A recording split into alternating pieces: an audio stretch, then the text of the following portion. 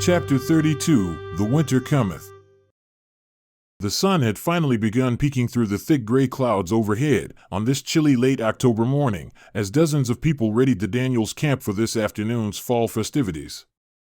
It had been many weeks since the tragic events surrounding the secret cave, Rolando on the decks of the Fortune, that Caleb and Martha took a few moments to rest in between work. They sat down together in the grass across from the Daniels' new home that had just been completed only a few days ago. This afternoon was not only a day of Thanksgiving, but would also be a day of remembrance. This year it had been decided to combine the October fall celebration into a memorial for Elder Elijah and for his brother Stephen as well. Caleb had been asked to lead the memorial for the clan by giving a short testimony as well as a blessing of the meal. This year's fall celebration would be the largest gathering ever in the history of Elgin gatherings, as members of the Argus, McNeil clans, along with several dozen members of Nico's family and village, had been invited also. "How's your mom doing, Martha? I haven't seen her in a few days," asked Caleb. "She's all right. I think with the new baby on the way, she's starting to get, well," Martha continued, "she has some rough nights thinking about Dad not being around anymore. We almost got your house finished. My dad says only a few more days. We just must do some finishing up inside." "I bet that will help her mood, don't you think?" asked Caleb. "Perhaps. At least I know it will help my mood," chuckled Martha. "I hate the tents, and it's beginning to get cold again." "Any more dreams lately?" she asked, changing subjects. "No, haven't had any dreams since before, well, you know," mumbled Caleb, stopping his sentence as he saw Elsa and Peter walking over towards them. "Hey, you two, we were looking for you. Peter's mom is making saltwater taffy for the celebration and she invited us to help her. Are you interested?" asked Elsa, as Peter was nodding his head eagerly. "Sure, why not?" Martha replied. "Caleb, you game?" "Of course, I am," continued Caleb. "What's everyone else doing?" "A whole bunch of the guys went over to the other houses to collect all the extra chairs for this afternoon. My dad said they were expecting about 300 people here this afternoon." "Can you believe it?" beamed Peter. "Well, come on you two, let's go," urged Elsa. "If we get there early enough, Mr. Rickton said we might even get to experiment with making different flavors."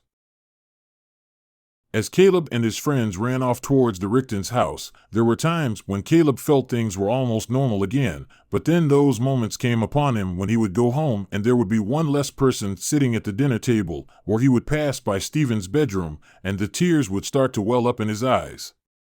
He always tried to be strong in front of his mother and father, even though he knew they struggled with it, and even stronger for the twins, Elena and Jessica, who would always ask Caleb to say an extra prayer for Stephen at dinner time.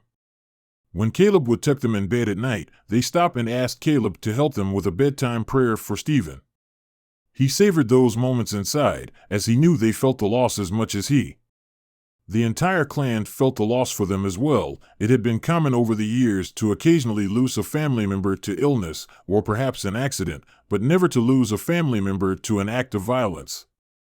His father would sometimes pull Caleb aside to show him how to do some new tasks, and would accidentally call him Stephen, not realizing the error until afterwards. Then the two of them would catch each other's eyes, and for a moment, it would be as if they both knew what the other was thinking.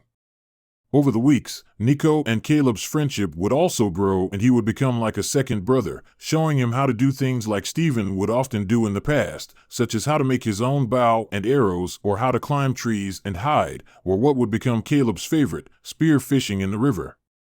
The harvest celebration was a huge success. Hundreds of people from all around came to visit, eat, and drink and celebrate the end of a plentiful harvest season as well as a new beginning for all the clans in the area.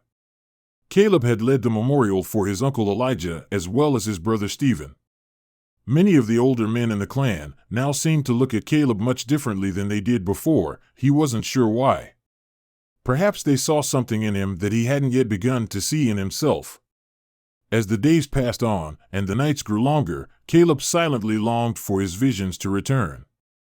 Perhaps it was so that he would be able to speak with the old Caleb once again to glean some great knowledge from him, but more likely it was to boast to him of all his accomplishments.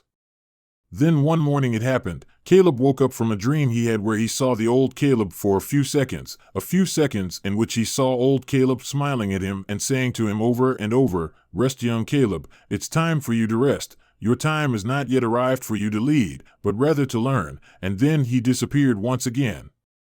When the morning finally arrived, Caleb rose out of his bed and made his way in the shadows of the early morning light to the front window of their home. As he gently opened the curtains, he could see the first snow of the season beginning to quietly fall outside. You have been listening to Caleb Elgin, The Rise of the Clans by David E. Farmer. Also available on Amazon Kindle. More chapters coming soon. Thank you for listening. Have a great day. Bye-bye.